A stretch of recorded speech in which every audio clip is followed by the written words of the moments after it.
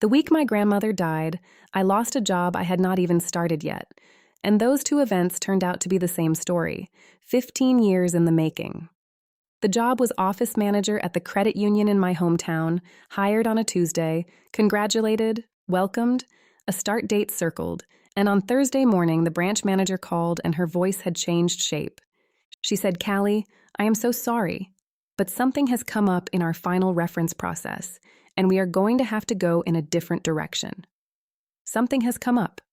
I was 32 years old, and I had heard that exact sentence in that exact embarrassed melody 11 times in 15 years in 2 different states, and I knew precisely what had come up, because it was not a something.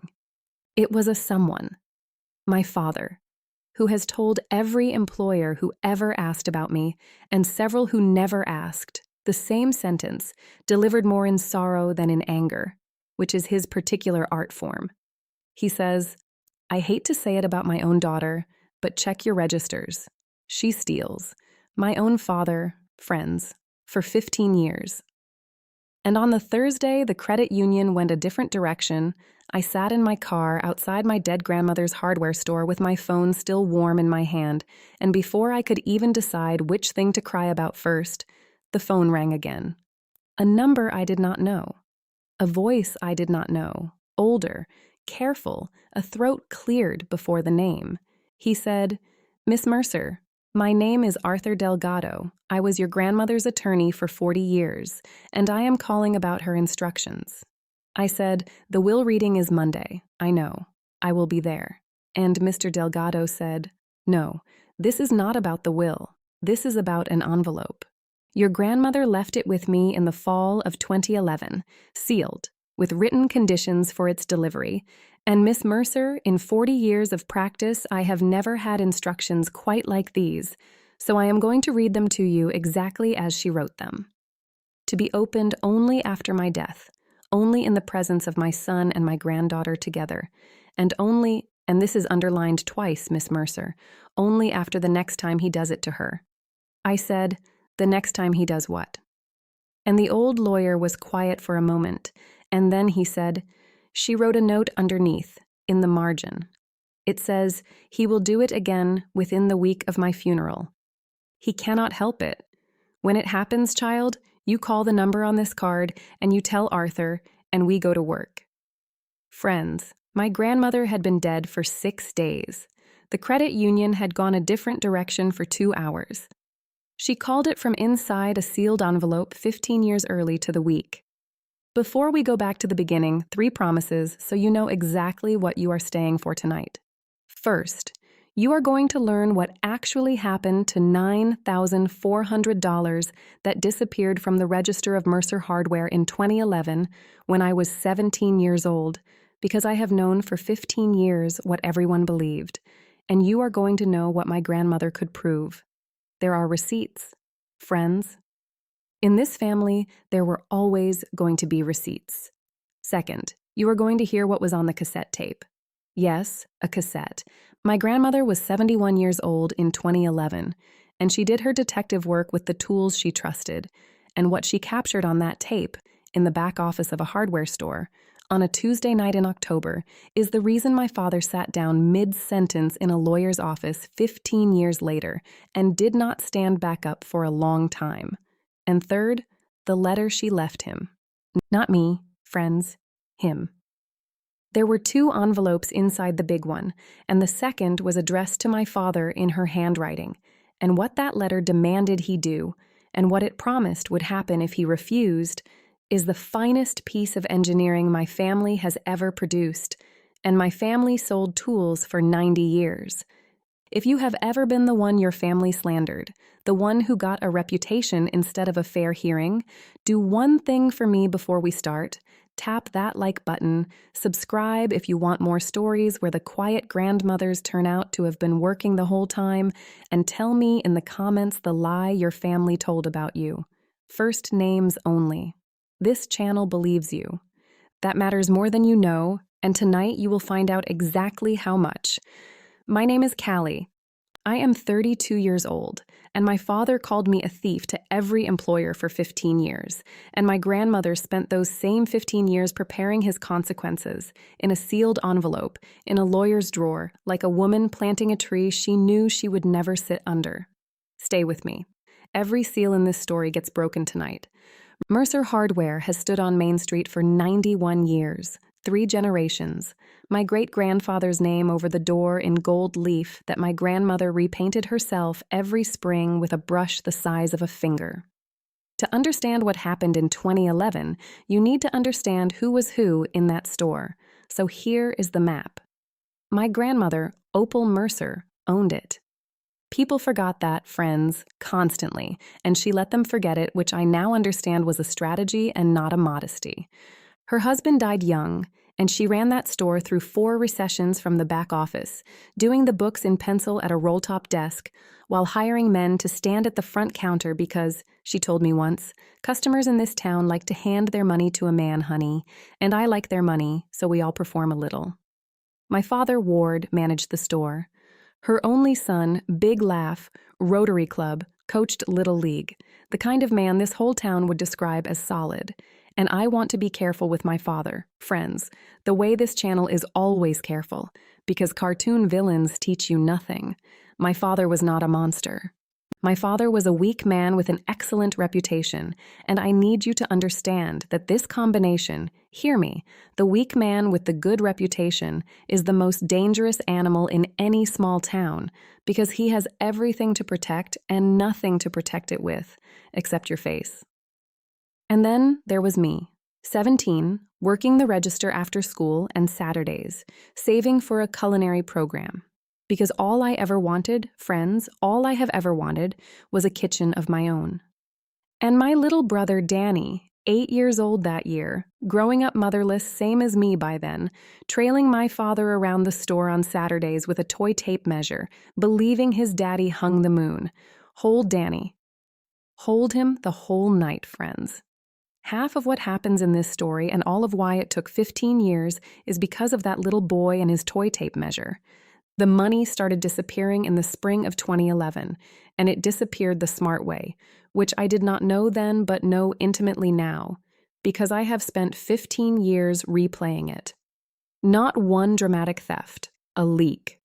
40 here, 90 there, register coming up short against the tape a few times a month, deposits a little lighter than the day's business said they should be, and by September, the leak had a running total, $9,400, and a store the size of ours feels $9,400 the way a body feels a fever. And here is the thing you need to know about the timing, friends, the thing I only assembled later. That same spring, my father bought a bass boat. That same spring, my father started leaving Sunday afternoons for what he called supplier golf in a town 40 minutes away that has no suppliers and 1 casino. And that same fall, my grandmother, who read her own books in pencil at a roll-top desk, scheduled what she called a little outside look at the accounts, an audit, friends, because Opal Mercer could feel a fever too, and her son knew the appointment was coming, because she wrote it on the calendar that hung by the office door. Now watch the dates do what dates do. The audit was set for the last week of October. And in the second week of October, on a Saturday afternoon with 6 customers in the store, my father opened the register drawer, looked inside, looked at me and said, in a voice pitched to carry, "Callie, where is it?" Friends, I want to describe the next 10 minutes precisely because they were the last 10 minutes of my childhood. I said, "Where is what?" And my father held up the deposit pouch and said, $300 is missing from this pouch, and you counted this drawer, and it is always your drawer, isn't it? It has been your drawer all year. 6 customers, friends. Mrs. Aldrich from the school board was buying paint rollers, and my father stood in the middle of his mother's store and performed the discovery of a thief, and the performance was magnificent, the sorrow, the reluctance, the hand dragged down the face. I did not want to believe it, honey. I have been watching the numbers for months and praying I was wrong. Months, friends. He had been building my frame for months, 1 register assignment at a time, always my drawer, always my shifts, A scapegoat rotated into position like a part on a shelf, and 17-year-old me stood at that counter with my mouth open, doing the thing innocent people always do, which is explain and stammer and reach for the pouch to count it myself, at which point my father, gently, for the audience, caught my wrist. "Don't, sweetheart. Don't make it worse." By Monday, it was everywhere. A small town keeps its everywhere. The store's one part-time clerk told her sister, who told the church. Mrs. Aldrich told the school board, and my culinary program reference from my own counselor turned into a meeting where he slid a brochure for something called a fresh start somewhere else. And my father told the town he was handling it privately. No police, family matter, which the town received as mercy, and which I need you to see clearly for what it was. It was containment. Police means detectives, and detectives mean register tapes and deposit records and bank accounts. And my father needed this case closed by reputation, not opened by evidence, and mercy was how he locked the file. He never even accused me at home. That is the detail that still walks through my sleep. At home, he just looked wounded and said things like, "We won't discuss it," and "I'll always love you no matter what. Friends, no matter what." The most violent phrase in the English language when you have done nothing, because it convicts you in the shape of a hug. And my grandmother. Here is where every version of this story I told myself for 15 years got it wrong. So watch closely. My grandmother went quiet. She did not defend me at the counter. She was not there that day. She did not stand up at church and vouch for me. What she did, publicly, was cancel the audit. And when I heard that, 17 and drowning, I took it the only way a drowning girl can. She believes him too. She called off the audit because the mystery was solved. The granddaughter did it. Case closed. And that, friends, that was the wound under the wound. Because my father's opinion of me had been negotiable my whole life. But Opal's was the floor I stood on. I have to give you that senior year properly, friends, the half-volume year, because 16 years later, people still ask me what it is actually like to be 17 and convicted without a trial, and the answer is, it is quiet, and the quiet has rooms. But first, the missing woman, because you have been feeling her absence all night, and she deserves her paragraph. My mother died when I was 12, and Danny was 3. An aneurysm, at the kitchen table, a Tuesday. No warnings, no goodbyes, the kind of death that leaves a family standing in the middle of a sentence forever. And I tell you this not for the sadness, friends, but for the mechanics, because everything that happened later grew in the crater. My father was never a gambler while she was alive. The casino Sundays started about 2 years after, and my grandmother said something once, years later, on a Sunday call, that I did not understand until I had the whole file. She said, "Grief doesn't make new men, child. It just unlocks the rooms they kept shut. Your father always had that room. Your mother stood in front of the door." So, when the frame came down on me at 17, there was no mother to stand in front of anything, and my father knew that arithmetic better than anyone, friends, because he is, whatever else, a man who has always known exactly who was standing where. Now the quiet rooms of that year. Room 1, school. Nobody says anything to your face at 17, friends. That is the mercy and the cruelty of it. What happens instead is subtraction. The lunch table gets looser around you, one chair at a time. The group project finds its groups a little faster than you can raise your hand. My best friend since 4th grade, Katie Renner, stopped being able to hang out on weekends, always sweetly, always with a reason, and years later, grown, she found me online and apologized and told me the truth. Her mother had forbidden it. We don't need that in this house, and friends, I accepted the apology, and I will tell you why. Katie was 16 too. The children were all just repeating the adults, and the adults were all just repeating my father, and a lie with a rotary pin on it travels faster than any teenager can outrun. Room 2, church. The casseroles stopped. Friends. That is how a small-town church convicts you, not with words, with the sudden absence of foil trays. And my grandmother, who had run the funeral committee for 30 years, watched the women of that committee go polite around her and never once defended me out loud, which I held against her for 15 years. And now, knowing what was in her envelope, I understand. She was not silent because she agreed. She was silent because defense attorneys do not preview their case, friends. Not to the jury pool, and room 3, the one good room, home economics, 4th period, Mrs. Vasquez, the one adult in that whole town who ran her own arithmetic.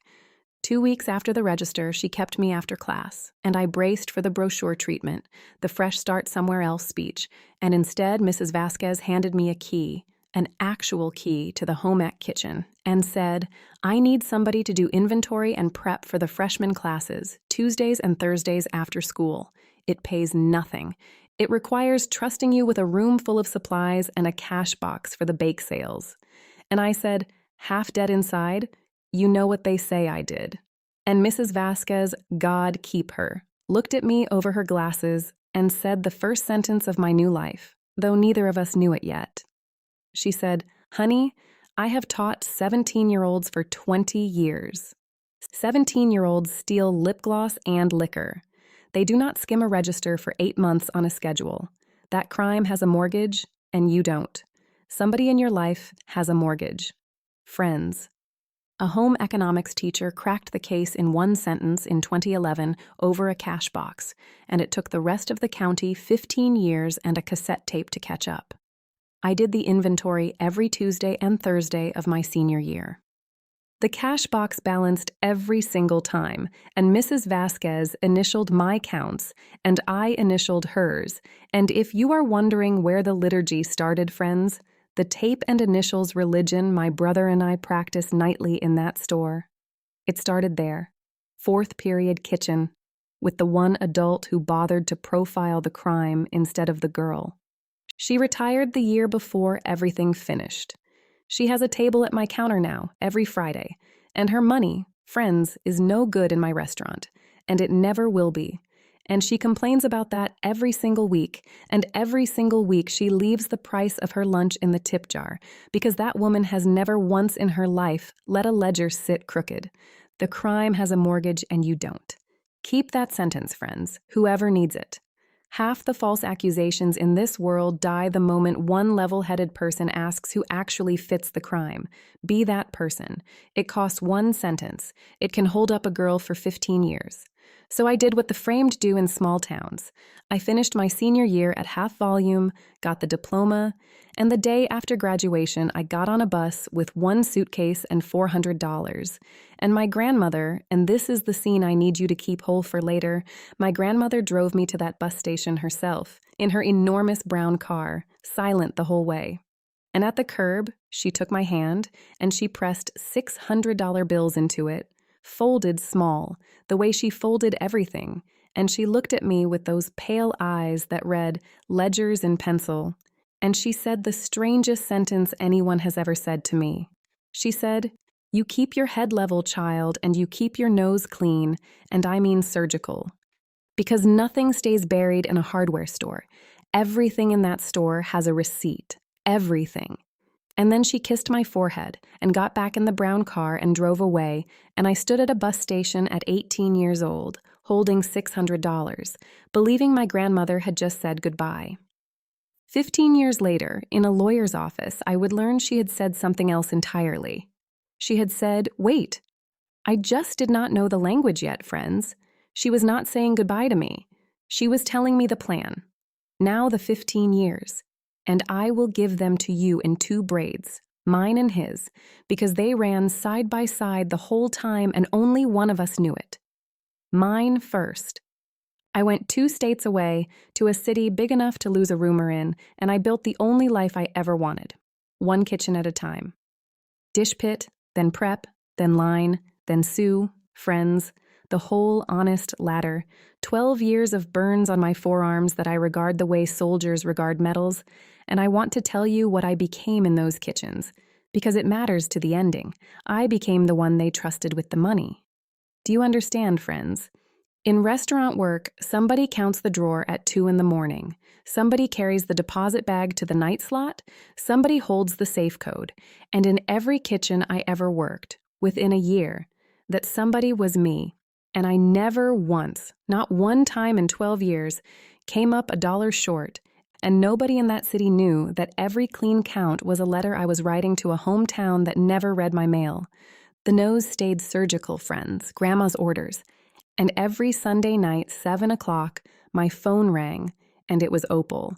And we talked for exactly enough. Her phrase, exactly enough. Recipes, weather, the store's old radiators, Danny's ball games, never the thing, friends, never once the thing.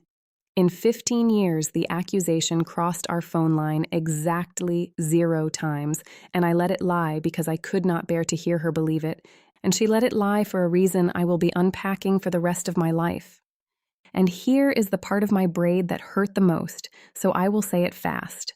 4 times in those first years, I tried to come partway home, not to town, near it, jobs in the county, a banquet cook posting at the lake resort, a kitchen manager job at the county hospital, close enough to see Danny grow up, close enough for Sunday dinners instead of Sunday calls. 4 offers, friends, 4 rescissions, all inside a week, all in that same embarrassed melody, something has come up. The 5th time, the hospital job, I finally asked the HR woman straight, and she was decent, and she lowered her voice and said, "Look, I shouldn't, but the reference issue wasn't on your list. Someone local called us. He said he felt obligated as a business owner, and, honey, he said he was your father, and I want you to hear what he told her friends, because she repeated it word for word, and I have carried it verbatim ever since. He said, I hate to say it about my own daughter, but check your registers. She steals. It broke something and it built something, that sentence, both at once. It broke the last little kid part of me that believed time would soften him, and it built the understanding that this was not shame anymore. Friends, this was maintenance. A weak man with a good reputation has to keep the scapegoat guilty forever, because the day she is innocent is the day the town asks, well then who, and who had a base boat, and there is no expiration date on that arithmetic. None. He would be making that phone call from a nursing home someday with his last working finger. So I stopped trying to come home. That was the cost, friends, in one sentence. 15 years, 1 bus ride, 4 rescinded offers.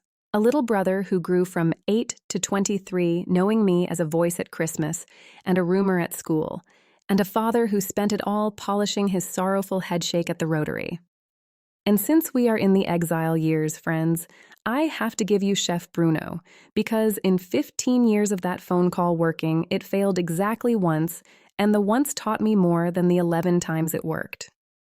Year 9. I was up for kitchen manager at a bistro, run by a shouting, generous bear of a man named Bruno. 60-something. Forearms like mine are becoming. And 3 days after my final interview, he called me into the walk-in, which in restaurant life is where the real conversations happen. And he shut the door, and he said, So, I got an interesting phone call yesterday. A man says he is your father.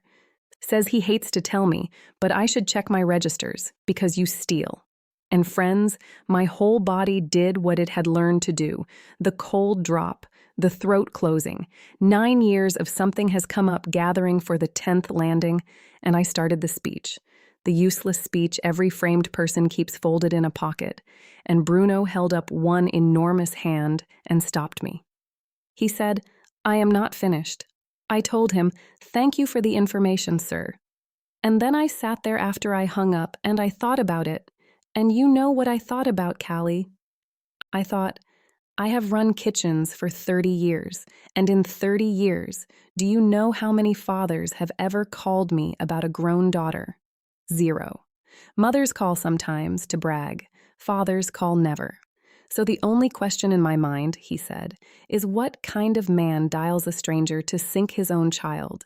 And I have thought about it overnight, and there are only 2 answers. Either you robbed him blind and he is warning the world, or he robbed somebody, and you are where he keeps it. And Bruno looked at me in the cold among the fish and the lettuces, and he said, I watched you count the Friday drawer 3 weeks running before I ever interviewed you. You count it twice and initial the tape. 22-year-olds who steal do not initial the tape, kid. The job is yours. And also, and here he pointed at me with a sausage of a finger, someday, when whatever this is finishes, you tell me the story. I ran his kitchen for 6 years, friends. He came to my grandmother's funeral, drove 5 hours, stood in the back in his one suit, and at the lunch after, he ate 2 plates and told Mrs. Aldrich the pie was almost professional, which from Bruno is a knighthood. And the day the retraction letters went out, the certified ones, I called him first, before anyone, and I said, "Chef, it finished. You want the story." And Bruno listened to all of it, the whole 15 years, without one interruption, which for Bruno is a medical event. And at the end, he was quiet, and then he said, the thing I want every exiled person listening tonight to write down. He said, "Kid, you know what saved you. Not the grandmother, not the envelope, those saved the ending. What saved you is that you kept being the person he said you weren't, every day, in front of strangers for 15 years, with nobody watching and nothing to gain. That is not proving yourself. That is being yourself in a headwind. The envelope just turned the wind off. Being yourself in a headwind, friends. That is the exile years, in one line, and if you are in yours right now, walking into interviews with someone else's story arriving ahead of you, hear Bruno. The wind is not evidence. The wind is just weather from a small place. Keep initialing the tape. Somebody level-headed is always watching, friends always, in a walk-in, in a back office, on a Sunday phone call at 7, and the ones worth anything do not believe wind. They believe tape. And I owe you one more thing from the exile years, friends, the Sunday calls themselves, because I told you we never discussed the thing, and that is true, and it is also true that we discussed it constantly. We just used the code. It took me years to even notice the code existed. That is how good she was. When I was low, truly low, and hiding it, my grandmother would somehow smell it down the phone line, and she would not ask, "Are you all right?" Because Mercers do not ask that. It invites testimony. Instead, she would say, "I have been thinking about your mother's chicken and dumplings. Walk me through how she did the broth." And I would walk her through the broth, friends. Both of us knowing she had made that broth 500 times before my mother ever boiled water, and somewhere in the walking through, the low would loosen, because that is what the code was for. It let us stand next to the dead and the unsayable without looking either one in the eye. Recipes were how we said, I remember. The radiators were how we said, "The store misses you," the store meaning her meaning me. And Danny's ball scores were how we said, "He is growing up safe, the price is holding," without ever saying there was a price. But there is one call I have to give you whole, friends, because in hindsight it was the tell, the one time her hand showed above the table in 15 years. It was 2015, the week the county hospital went a different direction, the 4th rescission, the one where the HR woman told me about the phone call, and I got through the Sunday call. Fine, I thought. Weather, recipes, radiators, my voice level the whole way. And at the end, right before goodbye, out of nowhere, my grandmother said, "Child, are you writing these down?" I said, "Writing what down, Grandma?" And she said, "The jobs. The ones that come up different directions. Keep the list, honey. Names, dates, who called you, and what they said after." I said, "Why would I keep a list of the worst phone calls of my life?" And there was a little pause on the line, friends, and then Opal Mercer said in the voice she used for closing the register, "Because you are a Mercer, and Mercers keep the books even when the books hurt, especially then. Lists come in handy, child. Someday you will want to know exactly who to forgive, and I kept the list, friends. Of course I kept the list. I am her granddaughter. It lived in the back of a recipe binder for 11 years, 4 entries, then 5, then by the end 11, town, date, position, and the melody of each rejection in quotation marks, and I never once understood what it was for. I thought it was grief management. I thought it was her way of giving my helplessness a chore. And then came the Monday in Delgado's office. Friends, and the terms, and the attached list, her list. 11 employers with dates in her back office pencil. And I took my recipe binder list out of my bag because I had brought it without knowing why, the way you bring things to funerals. And we laid them side by side on Arthur Delgado's desk, hers and mine, 15 years of the same wound, kept in 2 hands, 2 towns apart. They matched, friends. 11 for 11. Same towns, same dates, 1 day apart at most, her intelligence against my experience, and Delgado looked at the 2 lists lying there together and took off his glasses and cleaned them, which I have since learned is what that man does instead of crying. And he said, in 40 years, I have never seen a family keep books like this. And I said, the only true answer.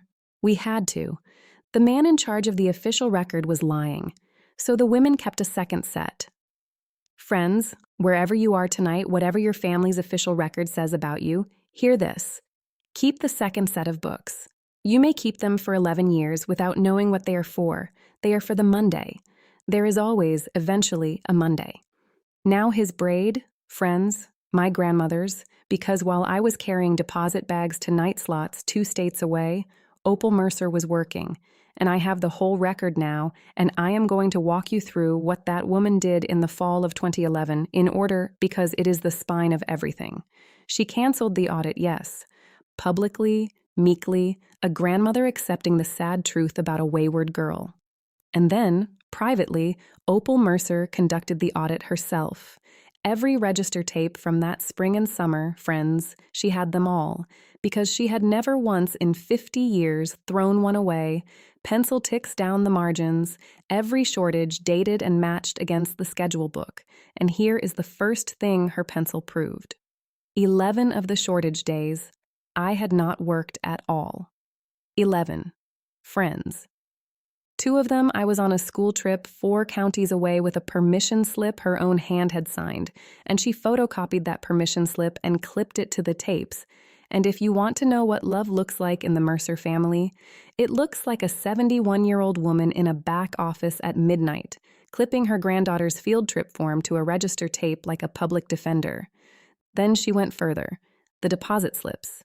The store's account showed the light deposits, but the bank kept the originals, and my grandmother had banked at First County for half a century and taught the branch manager's mother to quilt, and she came home with copies of 8 months of slips, and the handwriting on every light deposit, friends, every single one, was my father's. On days the tape said the drawer had been full when I closed it and short when he deposited it. Then she did the thing that still stops my breath. She followed him. 71 years old, in the enormous brown car on a Sunday to the supplier golf that had no suppliers, and she sat in a casino parking lot 40 minutes from home with a thermos and a notepad, and she wrote down what time her son went in and what time her son came out, and she did it 4 Sundays running. And on the notepad, next to the 4th entry, in her back office pencil, she wrote 1 sentence to herself. And when I read it in the lawyer's office 15 years later, it put me on the floor. It says, the boat is the 9,000. The girl is the alibi. God forgive me, I raised the first, and I will not lose the second. She knew, friends. By Halloween of 2011, my grandmother could prove my innocence 6 different ways on paper. And she sealed it all in an envelope, and she said nothing, for 15 years. And before you judge her, and I judged her, friends, I sat in that lawyer's office and judged her with my whole chest before I finished her letter. You need to hear the cassette, and then you need to hear her reason. Because the cassette is where he told her what he would do. And the reason, friends. The reason was 8 years old and carried a toy tape measure. Grandma died on a Friday in March, 86 years old, in her apartment above the store, in the big chair by the window where she could see Main Street, which is exactly where she would have filed a requisition to die if death took paperwork. I had come home 5 weeks earlier when the nurses said the word weeks, and I need to give you those 5 weeks, friends, because they were the last gift and the last riddle. I cooked for her every day. 32 years old, a woman who ran kitchens, finally allowed to feed the person who mattered most, soft things, her mother's recipes, and she ate like a bird and directed like a general. More nutmeg, child, and we did not talk about the thing. Even then, even dying. The thing stayed off the table because I would not spend our last weeks making her defend a verdict I believed she had signed. But twice, friends, twice in 5 weeks, the riddle surfaced. Once, half asleep, her hand in mine, she said, "Clear as a bell, when Arthur calls you, child, you go the same day. Don't let your father get to the drawer first." And I said, "What drawer, Grandma?" And she was asleep. And the second time was the last coherent evening, the Tuesday before the Friday, and she was propped up watching the streetlights come on, and she said, out of nothing, "You know what I regret." And I braced, friends, because deathbed regrets are live ammunition. And my grandmother looked out at Main Street and said, "I regret that you are going to forgive me faster than I deserve. You got your softness from your mother. Try to keep a little back, child.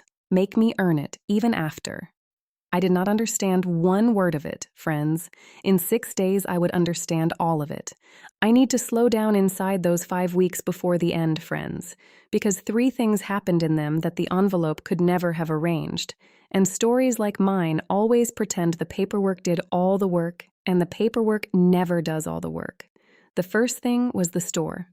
To reach my grandmother's apartment, you climb the back stairs off the alley. But the first Sunday, she was strong enough. She made me take her down the inside staircase, the one that comes out behind the register, so she could sit in the store, in her chair by the key cutter, 1 hour while my father was at church. And I stood in that store for the first time in 15 years. Friends, the smell got me first, that hardware smell, oil and pine and paper bags, the smell of every Saturday of my childhood. And I stood between the aisles 17 again, and my grandmother watched me from her chair, those pale ledger eyes, and she said quietly, "Walk it, child. Go on. It doesn't bite. It only ever had 1 rat." Friends, I laughed out loud in an empty hardware store, the first laugh of the dying weeks, and she smiled at her own joke like a woman getting away with something, and I walked the aisles one by one while she named the changes. New fasteners wall, the paint counter moved, and at the register, at my old register, she had me open the drawer, empty on a Sunday, and she looked at it a long moment, and then at me, and she said, "Count it anyway, old time's sake." And I counted an empty drawer. Friends, out loud, by denomination, 000, the stupidest, most sacred arithmetic of my life. And when I finished, she nodded once, satisfied, and said, "Balances." Always did. That was as close as we ever came to speaking of it aloud, friends. An empty drawer and 2 words. It was enough. It was the whole trial and the whole acquittal, held in a closed store on a Sunday between the only 2 people whose verdict I ever needed. The second thing was Danny. My brother came by the apartment twice a week those last weeks, and the first visits were terrible. Friends, I will not pretend otherwise. 23 years old, and he had a lifetime of the official story in him, and he was polite to me the way you are polite to a stranger your family has warned you about, and it cracked. When it finally cracked, over dishes. He was drying, I was washing, Grandma asleep in the big chair, and out of a long silence, Danny said, "Can I ask you something weird?" Every birthday, growing up, I got a card signed C, just C, postmarked from the city. Dad always said it was a cousin. And I kept every one. I don't even know why. They're in a shoebox. And last night I looked at them again, and Callie, the C's matched the grocery list on Grandma's fridge. You wrote the fridge list Tuesday. It's the same C. And I stood there with my hands in the dishwater, friends, and I said, 15 birthdays, bud. I never missed one. Whatever else you decide about me later, when everything finishes deciding itself, keep the shoebox. And my brother dried the same plate for about a minute straight, and then he said, in a voice with 8-year-old corners on it, "I used to tell kids at school my sister was a chef in the city. Dad would go quiet when I said it. Now I'm wondering about all the quiet. Keep wondering, bud," I said. Wondering is how the truth gets found by people who were lied to politely. And the third thing, friends, was the shoebox of my own. Cooking for her those last weeks, I finally lived inside Opal's kitchen. And her kitchen, like everything Opal, was an archive with saucepans. And one afternoon, hunting a rolling pin, I found a tin, and in the tin were clippings. 15 years of them, friends. The City Paper's restaurant page, reviews of every kitchen I ever worked, little mentions. One photo of the line at Bruno's where you can see half my face and one burned forearm, and each clipping dated in pencil, and on the review where the critic praised the pastry program. Friends. That was me, in the margin. In the small square capitals, she had written, her mother could do this too. The crust gene skips the men. I sat on her kitchen floor with a rolling pin and a tin of 15 years, friends, and above me, from the big chair, half asleep, my grandmother's voice floated out, the way it did, timed like she had a bell on my heart. She said, "You found the tin, then." Good. Saves me pointing at it. I said, "Grandma, you followed my whole career." And Opal Mercer, 5 weeks from the end of her ledger, said the sentence I now say to myself every morning I tie on an apron. She said, "Child, I never followed you. I subscribed." The funeral was enormous, half the county, 91 years of receipts walking through a church, and my father wept in the front pew, and I will tell you what I have told my therapist. Some of that weeping was real. Weak men love their mothers desperately. It is their one unfalsified account, and I stood 2 rows back, home for the first time in years, feeling the town look at me the way the town had looked at me since 2011, sideways, in italics. Then Tuesday, the credit union offer. Then Thursday, something has come up. He could not help it, friends. 6 days after burying his mother, exactly as her margin note predicted, he smelled me trying to take root in his town again, and he made the call, the maintenance call, 15 years of practice. And I sat in my car outside the store with my phone still warm, and Arthur Delgado called, and you know this part, the envelope, the conditions, only after the next time he does it to her. And I said, "Mr. Delgado, it happened this morning." And the old lawyer exhaled. Friends, a long sound, 40 years of a sound. And he said, "Then in the matter of Opal Mercer, we are now open for business. Monday, 10 o'clock, my office, your father has been summoned for the reading of the will. He believes that is all this is. Bring nothing. Your grandmother packed for you. If you have ever waited 15 years for one Monday, friends, tap that like button and hold on, because everything from here to the end happened in one room in about 90 minutes, and I am going to give it to you the way it happened, item by item, seal by seal. Delgado's office is above the old pharmacy, all wood and radiators, and my father arrived in his funeral suit with a rotary pin, expansive, solid, already performing the humble air. And he stopped in the doorway when he saw me and recovered in half a second and said, warm as pie, for the lawyer's benefit, "Well, look who's still in town. Still in town, friends." 6 days after he torpedoed my job, 4 days after his mother's funeral. That is the animal in one sentence, and I said nothing, because Grandma packed for me, and when a woman packs for you, you do not throw the first punch, you let the luggage do it. The will was short. Opal being Opal, it was pencil turned into law, clean and numbered. The apartment and its contents to me. Her savings split evenly between me and Danny, his half in trust to 25, administered by Delgado, not by our father, and I watched that clause land on Ward like the first drop of rain a man refuses to believe in. And the store, friends, the store, the building, the gold leaf, the 91 years. To me, sole and entire, with one sentence of explanation in the bequest, in her drafted words, because it was always going to her, and my son knows why. My father came up out of his chair like a wasp had found him, and the performance began, contest, undue influence. She came sniffing around the deathbed after 15 years gone.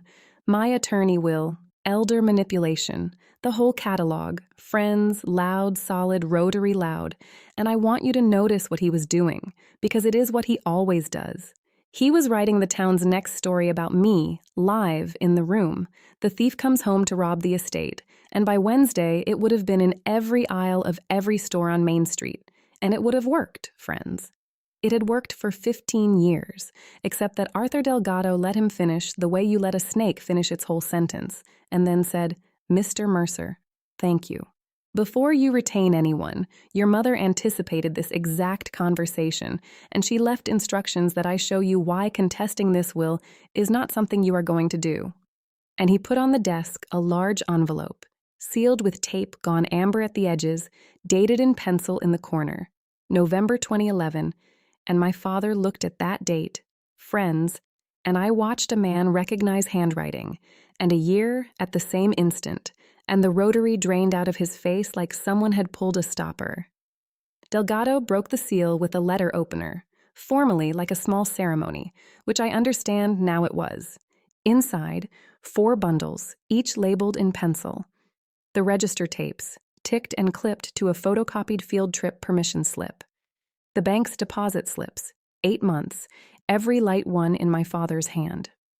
The casino notepad, 4 Sundays, with the sentence, "The boat is the 9,000. The girl is the alibi." And a cassette tape in a sandwich bag, labeled in her small, square capitals. Wardy, October 18th, 2011, back office, and a cassette player, friends. She left the player. Batteries taped to the side and a post-it on the batteries that said, "Fresh ones, Arthur, check them every January." 15 Januaries, friends. The man checked the batteries for 15 Januaries. That is what 40 years of loyalty to a woman like Opal Mercer looks like. And then Arthur Delgado looked at my father, who had gone the color of register tape, and said, "Your mother's instructions are that we play it now, all of us together, or, should you prefer privacy, that I play it for you alone and your daughter receives the transcript." She wrote, "He may choose the room, he may not choose the outcome." And my father, friends, my father who had not looked at me once since the store went to me, looked at me then. And what was in his face was not apology yet. We were hours from anything like apology. It was older than apology. It was 2011, finally arriving at his own counter, asking him where it is. He said quietly, the first quiet thing he had said in 15 years. "Play it. The tape is 11 minutes long. I have listened to it exactly twice in my life, once in that office and once alone, and I will never listen to it again, and I am going to give you what matters from it, because you have earned it, but I am going to give it the way I hold it, in pieces, because whole, friends, it is too heavy." It is the back office, October 18th, 2011, 6 days after the scene at the register. You can hear the radiator. You can hear my grandmother's chair creak and papers being squared on a desk, and then her voice, that level pencil voice saying, "Sit down, Ward, and do not perform for me. I have the tapes, and I have the slips, and I have 4 Sundays of parking lot, and I know where the 9,000 went, and I know what you did to that child on Saturday, so the only conversation available in this room is what happens next."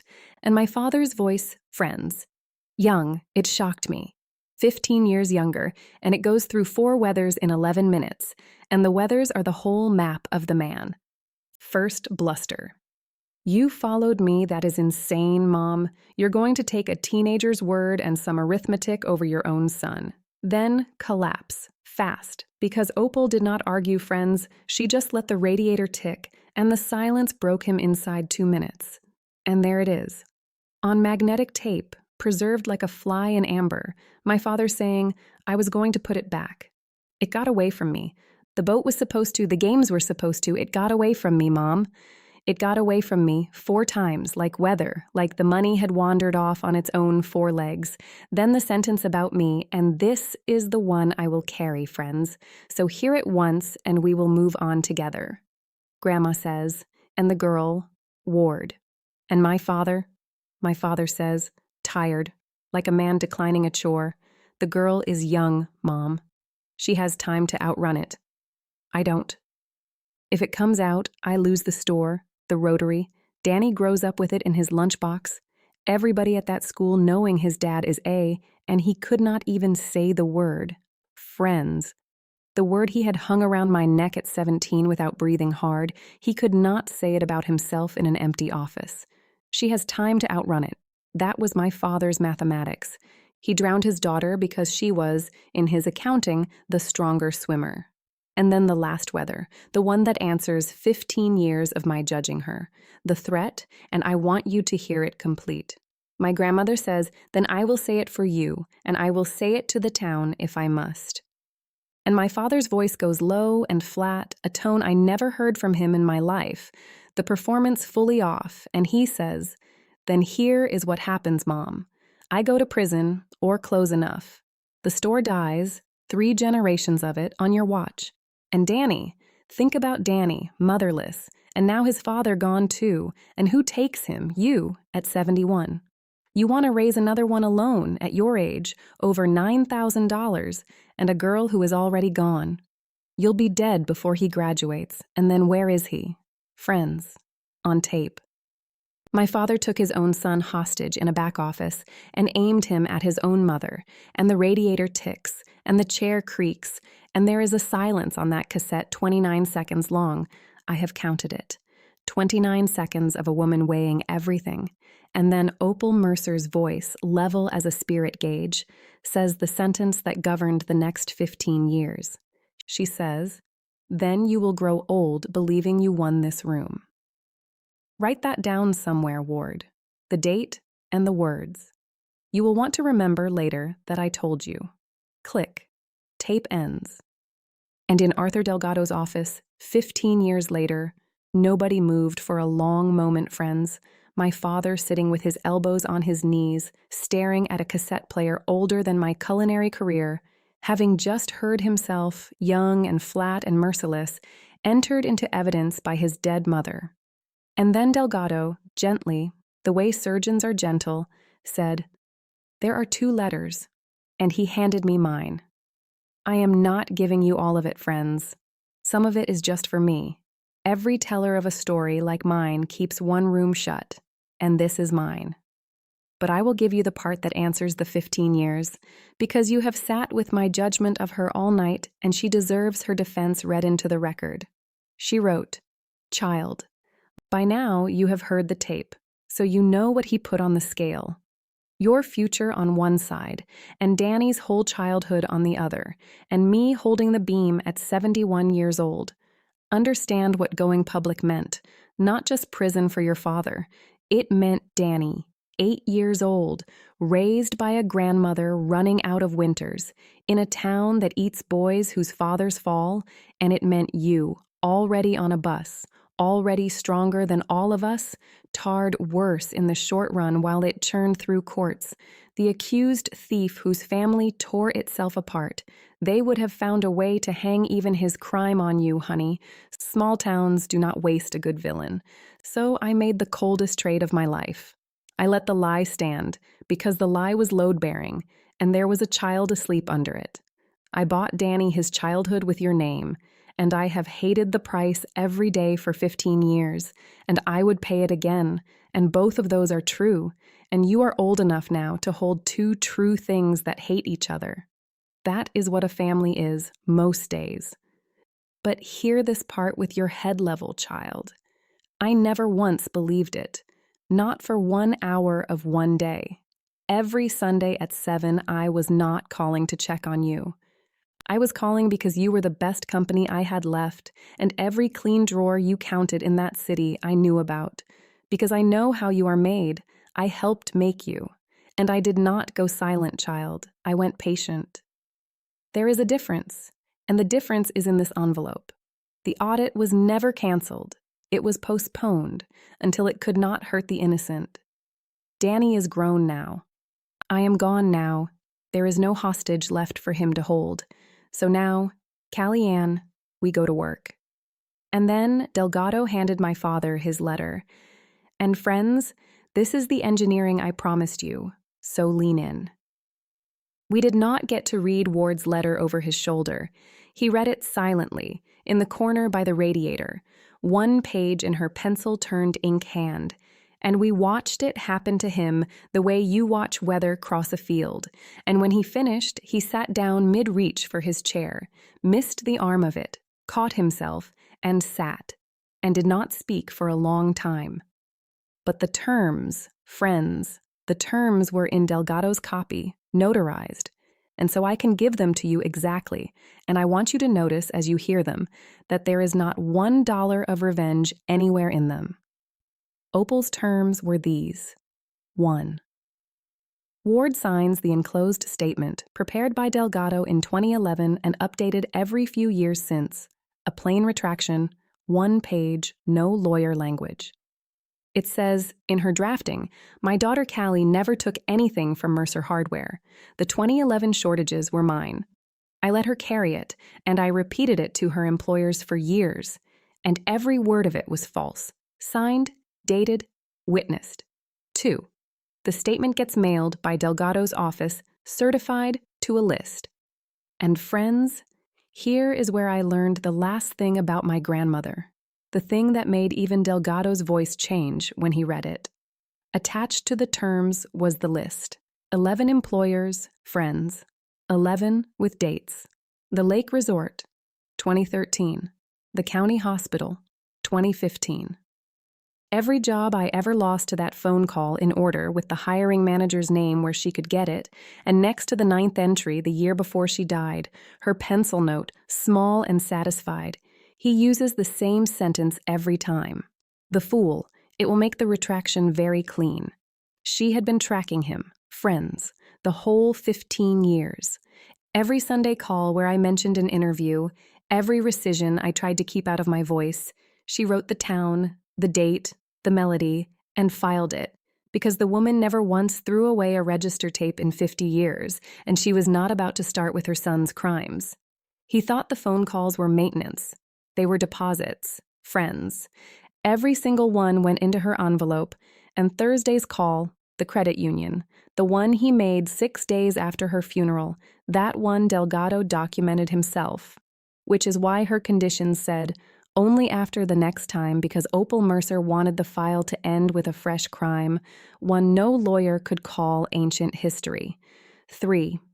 $9,400, plus 15 years of interest at the rate her pencil specified, paid by Ward into Danny's trust, because her terms said, the money was always the store's, the store is now Callie's, and Callie will not want it. She will want it turned into something, so it becomes her brother's schooling, and the thief will fund it. And that is called a circle, Arthur. See that it closes. And 4, the alternative. If he declined to sign, or contested the will, or spoke one more sideways word about me anywhere in the county, the entire envelope, tapes, slips, notepad, cassette, went to the district attorney and worse, friends, in her exact drafted words, to the Rotary Club mailing list, the DA and the Rotary, friends. She aimed one barrel at his freedom and one at his reputation, because she knew her son. She knew which one he would flinch from, and I watched him at the radiator, doing the only math of his life that had ever come out with no remainder. He signed it that hour. Friends, I want to be honest with you about watching him sign, because I had imagined some version of this moment for 15 years, and in the imaginings, it felt like fireworks, and in the room, it felt like watching a building being condemned. Accurate. Overdue. Nobody cheers. He signed 11 copies, and his hand shook by the 4th, and when it was done, he sat with the pen still in his fingers, and he said, to the desk, not to me, the only thing he said in that whole office. He said, she told me I would grow old believing I won that room. I did, you know. I believed it right up until the batteries worked. And then my father, 61 years old, rotary pin still on his funeral suit, stood up and looked at me for a long moment. And friends, he did not apologize. Not that day. The machine was too broken to make even its favorite product. And honestly, it was better that way. Grandma had not engineered an apology. She had engineered the truth, notarized, and mailed. Because apologies are weather, friends, but certified mail is climate. Before the letters went anywhere, friends, there was the evening of the signing, and I want to give it to you, because it is the hinge between the paperwork and the life, and nobody ever shows the hinge. We left Delgado's office at noon, Danny and I, my father long gone by then, out the door with his 11 signed copies of the truth left behind him on the desk like shed skin, and my brother and I stood on the sidewalk above the pharmacy, blinking in ordinary daylight, two people who had just heard a cassette tape rearrange their entire childhoods. And Danny said, "I don't want to go home yet." And I said, "Me neither." And then my brother looked down Main Street at the gold leaf catching the afternoon sun 3 doors down, and he said, "Can we go to the store?" The store was closed, friends. Delgado had counseled shutting it for the day, given the reading, and so we let ourselves in the back, my key now, and the two of us stood in the empty aisles in the oil and pine and paper bag smell, the lights off, the street sounds coming through the glass, and neither of us said anything for a while. And then Danny walked to the register, my register, the drawer where the whole lie was born, and my little brother stood there a moment, and then he opened it, empty, a closed Tuesday, and he looked at me across the store. And friends, he could not have known. He was 8. Nobody ever told him about Grandma's Sunday he could not have known. He said, "Count it with me, old time's sake." Her exact words, friends. Out of her grandson's mouth, in her store, on the day her envelope finished its work, and if you want to tell me the dead do not leave instructions in the people they raised, you go right ahead, and I will smile, and I will not believe you. We counted an empty drawer together, out loud, by denomination 000, and we initialed the tape CM and DM, and I dated it, and that tape, the first tape of the new era, is framed in the hallway between the store and the counter kitchen. Friends, a strip of register paper with 2 sets of initials and no money on it at all, and customers ask about it every single week. And depending on the day, I tell them the whole story, or I just say, "That's the day the book's balanced." Both answers are true. Then Danny found the stepladder and reached up over the office door and took down the calendar hook where the audit had been written in 2011. The same nail, friends, hardware stores never move a nail, and he said, "We're going to need a new calendar." And we drove to the box store out by the highway, the enemy, friends, the competition, because our own store sells calendars and we could not shop our own shelves while closed for mourning. And there was something so stupid and holy about it. 2 heirs buying a calendar at the enemy the day their family's books finally balanced, that we laughed in the parking lot until an old man asked if we were all right. We were friends. For the first time in 15 years, that question had a short answer. One more thing from that week, and then the mail does its work. Thursday night, 3 days after the signing, there was a Rotary meeting, and I was not there, obviously, but Mrs. Aldrich was, her husband being treasurer, and she told me the whole scene later at the counter, because Mrs. Aldrich pays her debts in intelligence now, and here is what happened. My father stood up at the end during announcements, and the room went odd because word travels ahead of certified mail in a town like ours. Pieces of it anyway.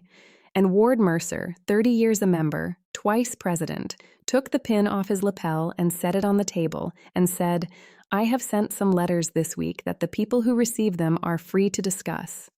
I won't be standing for the board again. Some of you will hear why. All of it is true." And he sat down. And friends, here is the strange mercy I have had to make room for, the thing my therapist calls complicating the villain, and my grandmother would have just called Tuesday. Nobody made him say that last line. The letters, the terms, the tape, all of it compelled the signature, but nobody compelled all of it is true, out loud, in the one room whose opinion he had spent 30 years farming, and Mrs. Aldrich says he said it looking at the table, and that his voice was level, and that it was the first time in 30 years of Rotary lunches she had ever heard Ward Mercer sound like his mother. It does not undo 1 hour of the 15 years, friends. It is not meant to, but I keep it in the file, because I keep everything, and because the whole point of this story, the entire point, is that people are what the record says, not what the room believes, and for once, at the end, in the smallest way, on his own feet, my father added a true page to his own record. 1 page. It's a start. Even condemned buildings, friends, sometimes turn on one light. The letters went out Tuesday. And I will tell you what certified truth does in a small town, because I got to watch it land aisle by aisle. The hospital HR woman, the decent one, called me herself and cried, and I ended up comforting her, which is the most Midwestern sentence in this story. Mrs. Aldrich from the school board stopped me outside the pharmacy, gripped my forearm with both hands, and said, I repeated it, at least twice I repeated it, and I am ashamed. And I looked at her and heard my grandmother's deathbed voice, make me earn it, and I said, thank you for saying so, Mrs. Aldrich. I am going to let you earn that for a little while, and the wild thing, friends, she nodded, like she understood exactly. And now she is one of my regulars, and we are, in the way of small towns, almost friends. And Danny got his own copy, by Grandma's instruction, with a note from her that none of us have read, that is his shut room, and my little brother, 23 years old, read the retraction, and then drove to Delgado's and asked to hear the tape, over my objection. And Delgado, following instructions I suspect Opal left for exactly this, let him. He came to the apartment after, friends, above the store, where I was living among her doilies and her ledgers, and he stood in the doorway, 6 feet of him, the toy tape measure baby, and he said, I keep thinking about all the Christmases you were a voice on the phone. He spent my whole childhood buying my good opinion with your name. I was the hostage, Callie. Nobody asked me if I wanted to be the hostage. And then my brother said the thing that ended the war for good, the thing his grandmother bought with 15 years and her own granddaughter's name, and he said it with his jaw set exactly like hers. He said, so, the store's yours now. I have got 2 hands and his last name, and I would like the chance to make that name mean what the sign says instead of what he made it mean. Put me to work. So here is where everything stands, friends, 1 year on, and then the sign, and then I will let you go. Mercer Hardware is still Mercer Hardware, 92 years now. Danny behind the counter, learning the registers from the woman the town once believed robbed one. And yes, friends, he counts the drawer every night and brings me the tape. And every single night it balances, and every single night we initial it together. Both of us. A little liturgy, because in this family, the receipts are how we say our prayers. And the back of the store, the old stockroom where a 17-year-old once cried behind the paint shelves, is a kitchen now. My kitchen, friends. 12 tables, breakfast and lunch, pie all day, called Opal's counter, and the roll-top desk sits in the corner of the dining room, untouched, pencil cup and all, and old men who knew her sit near it on purpose and tip their coffee to it, and the whole town has had to walk past that desk to reach my pie. And friends, they come, they line up. The same aisles that carried the lie for 15 years now carry the smell of cinnamon rolls at 6 in the morning, and if you think I do not feed anyone who ever gossiped about me, you misunderstand the business model. Forgiveness by butter, friends. It has a margin like you would not believe.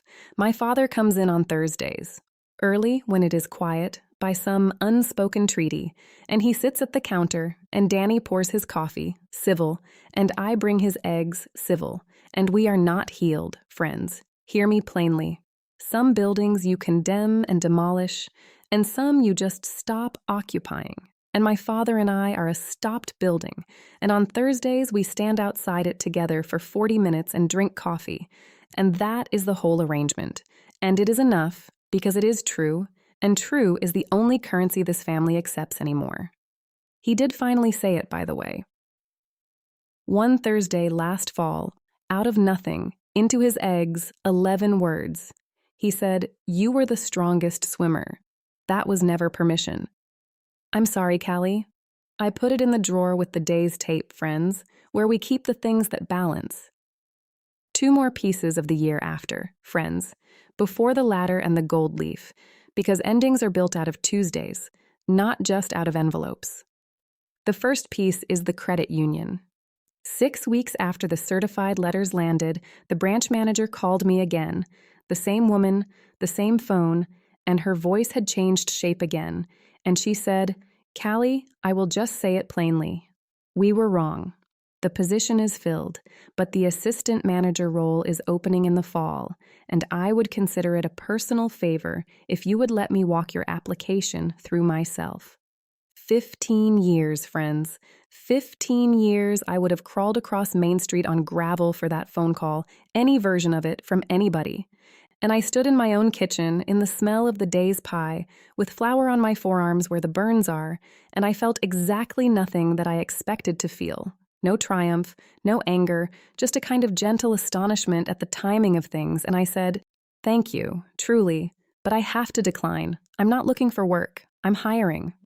And she laughed, thinking I was joking, and then came to the counter that Friday and saw the line out the door and understood I was not, and ordered the strawberry rhubarb and left a business card with the tip, which I keep in the drawer with the tapes, friends, because some receipts are just for savoring. I'm hiring.